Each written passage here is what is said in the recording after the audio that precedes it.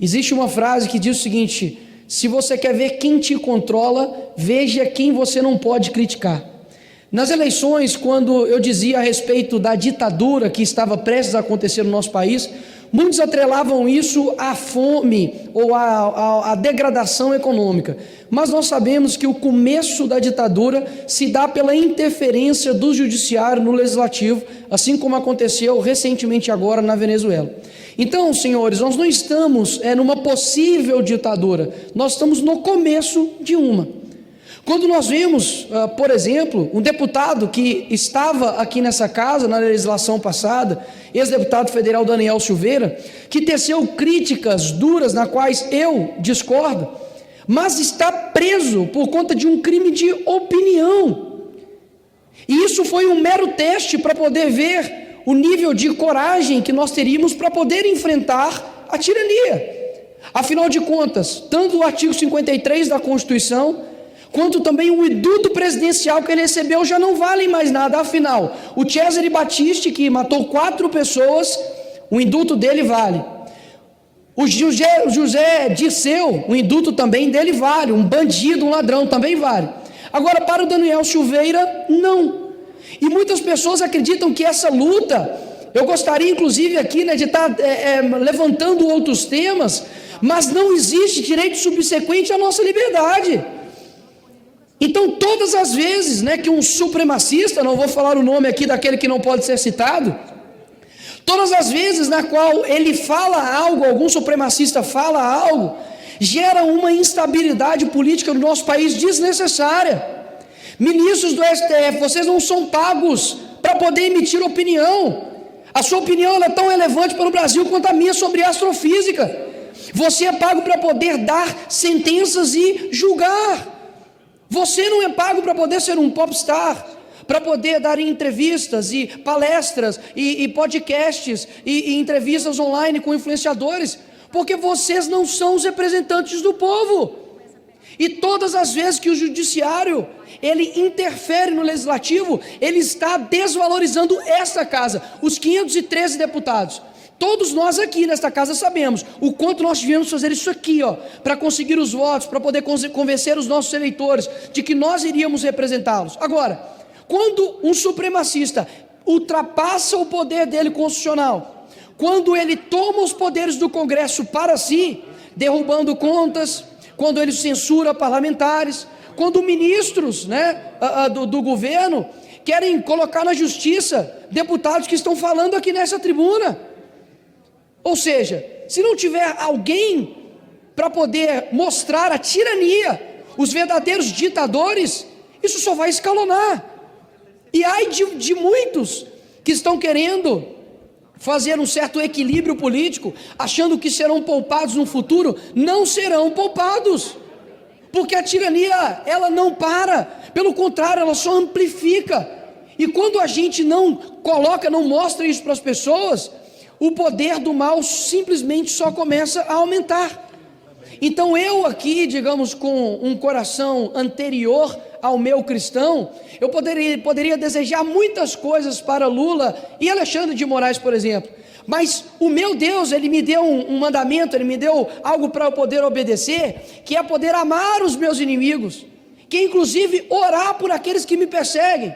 E é exatamente esse recado que eu quero dar aqui para vocês, supremacistas, que a maneira como eu irei lutar contra vocês, serão de joelhos, será de fato de joelhos, porque me parece que a força do povo, me parece que a força da verdade não é capaz de alterar a mente de vocês, porque a mente sua está cauterizada. Homens que acreditam que não vão ter um ponto final, homens que não têm mais alma, homens que cometem julgamentos ditatoriais contra pessoas e acreditam que um dia não terão de prestar conta com relação a isso. E aí muitos podem dizer, mas olha, toma cuidado, porque caso contrário irão atrás de você, você será taxado, será rotulado. Muito mais do que o medo de falar, deve ser o medo de não falar a verdade. Ora, eu não vim aqui para poder ser um batedor de ponto, eu não vim aqui para poder simplesmente chegar, sabe, e me tornar uma pessoa do establishment. Querem me transformar no quê? estão cometendo multas atrás de multas contra a minha pessoa, multas que inclusive nem tem previsão legal, simplesmente para poder nos inibir, simplesmente para poder tirar a nossa coragem. Recebi uma multa de 30 mil reais, porque eu compartilhei uma reportagem do Reinaldo de Azevedo, que dizia que o PT desviou 242 bilhões da saúde. O que eu quero trazer aqui para todos nós, senhores, todas as nossas nações que nós fizemos aqui, quem pensa somente em eleição, tem uma visão muito pequena. Nós temos que pensar numa geração, e pode ter certeza, que esses homens que estão se sentindo, quase que semideuses, que nada os para, eu posso dizer aqui que há algo que eu vou ter um compromisso de orar para que Jesus vá e consiga vir com vocês. Porque se eu não acreditar de que existe uma pessoa que é o reto juiz, que existe um juiz dos juízes, que existe um Senhor do Senhor, eu não preciso ser mais cristão. Então aqui eu não preciso levantar uma Bíblia para poder professar aquilo que de fato acredito. Eu só estou mandando um recado para os senhores de que um dia vocês terão de prestar contas, um dia Ele vem para poder redimir, um dia toda língua, todo joelho vai ter que se joelhar perante eles. E isso que eu vou pedir, para que aquele que consegue ir na divisão da alma e do espírito, consiga convencer essas pessoas do que eles estão fazendo com o nosso país. Atento aqui para vocês, que muitas das vezes me perguntam quando sou parado na rua e digo, olha, não tem ninguém para poder parar esses ditadores, não tem ninguém para poder, parar essas pessoas, porque eles não representam o povo.